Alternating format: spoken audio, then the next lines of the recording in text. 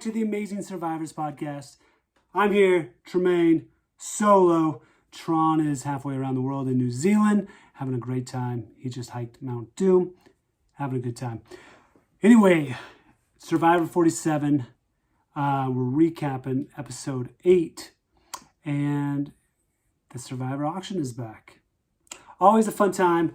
I love the Survivor auction. It's always fun to see what they're going to bid on. I love the covered versus the non-covered items. And right off the bat, Saul gets potato chips and a soft drink for $60. Just boom, first one, which is kind of fun. And it was fun to see Jeff play up each item that was up for auction. I thought Sierra could have done a better job because she had so much money. She could have gotten 2 things for sure. Because at the end, people are betting like 300, 360. She got in 2 or even 3 things at the end if she just waited. And also could have gotten that advantage. But she bid 800, which is kind of dumb. It's like, why not just bid enough to dissuade people from bidding anymore and using their money? So I thought she kind of missed the mark on that. But you also never know when the auction ends. And I do love that aspect of it. I don't love that you lose your vote, per se. I don't love that aspect. But I did love the competition.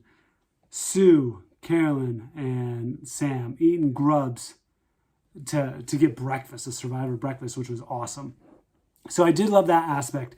And so bring more of that. Like, have people compete for these things that they're bidding for. I think that could be a cool twist in upcoming Survivor seasons. Rachel, she probably got the best thing. Massive burger, huge bowl of fries, plus an advantage, which turns into a hidden immunity idol, which she gets in broad daylight right there at the tarp. And so, kudos to her. That was pretty ballsy. And so I'm excited for her. So right now, Sue has immunity idol, and so does Rachel at this time. And so, it'll be interesting to see how that plays out. The challenge, the immunity challenge, I like this one, just endurance, just to see how much you can grit out. A quarter of your body weight pre-game in that bucket. Personally, for me, that's looking at basically 45 pounds. Sam said his was about 50 pounds. He's about 200 pounds guy. And so, that's gonna be tough. Gotta get a lot of grip strength. But I feel like older people win this. Gabler, he won it. Sue, she won it. Yeah, last year Charlie won it. But usually it feels like older people do really well in these endurance challenges. I don't know why that is, but Kyle, he comes away with the win. Sue, she's immune. So that helps Kyle's position to get a couple more days.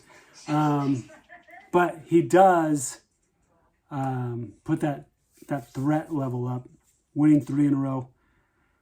Let's just hope he can keep rolling. He's my pick to win. I love that guy.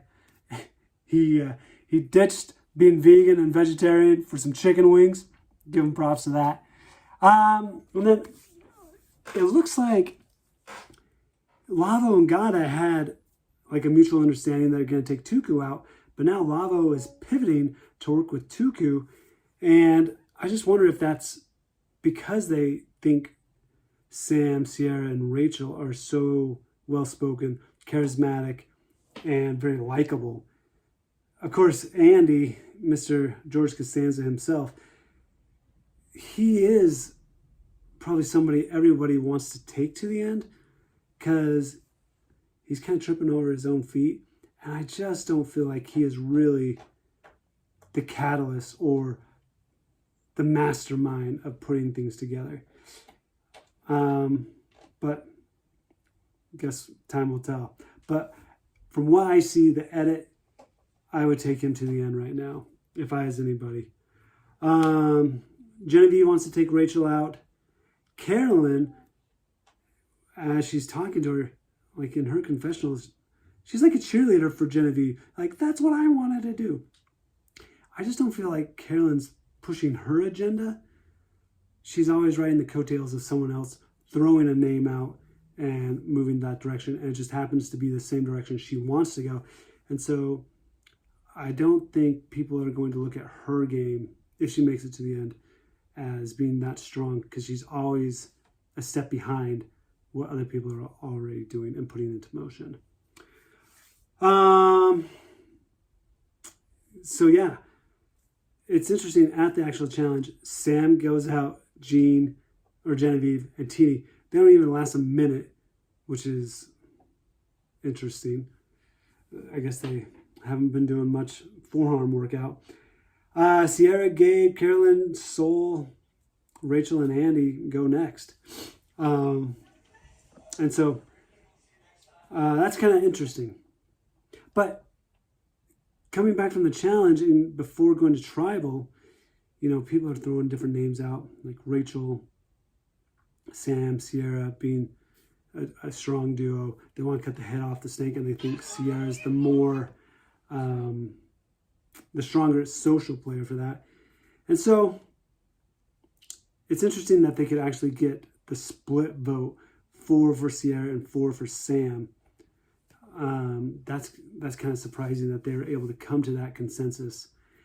It sucks for Sierra and Sam, because now Sierra, she can only vote for Sam. Sam can't even vote. Rachel has no vote because she plays her shot in the dark.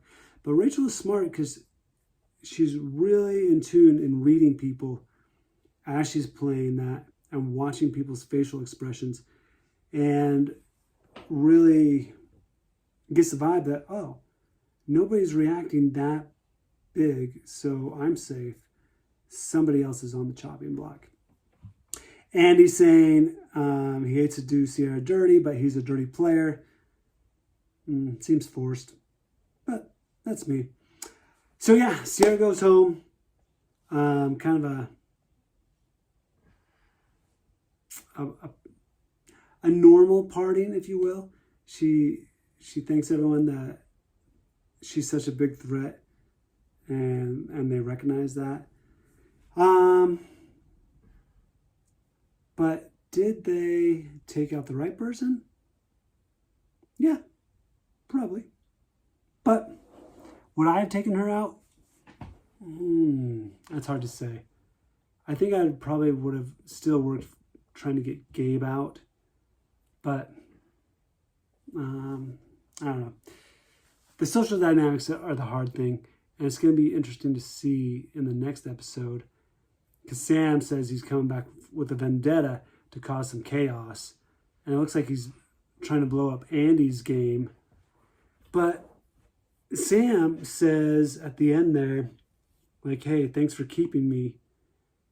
I don't think the smart move is to try and blow up other people's games.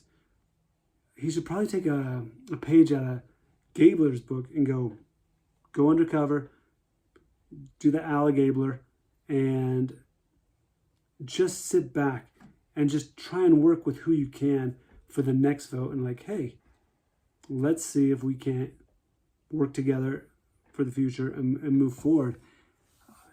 I just don't think vengeance and a vendetta and causing chaos is where it's going to get you very far. I feel like you're going to be like Rome if you start causing chaos, spreading stories. People are going to fact check you, bring it back to you, and you're going to be the next one gone. So now is the time to, okay, who can I work with, and who can I get together with and try and further my game. Don't try and go after people. So that's what I would recommend, but that's just my thoughts. Next, going home, to be honest, it's probably one of the boys. It's probably either going to be Kyle, Andy, or Sam. That's what I see. If it's a girl, it's probably Rachel. Oh man, but she has an idol, so maybe, you know what, it's probably not Rachel then. It's probably one of the boys. Kyle, if he doesn't win, he's probably going home. Sam, if he really does cause a lot of chaos, he's going home. And then if Sam can get enough people to vote Andy, that's a possibility. But other people want to blindside Soul. So that's also an option. And Solo looks like he's going after Sue. But she has the idol. So I'm just going to say, if Kyle loses, he's going home. If it's one of the girls, oh man. Actually, give me Teeny. I think Teeny might be going home. So that's what I think. Kyle's still my pick to win if he can get to the end. Anyway, let me know what you guys think. Till next time, yo ho ho.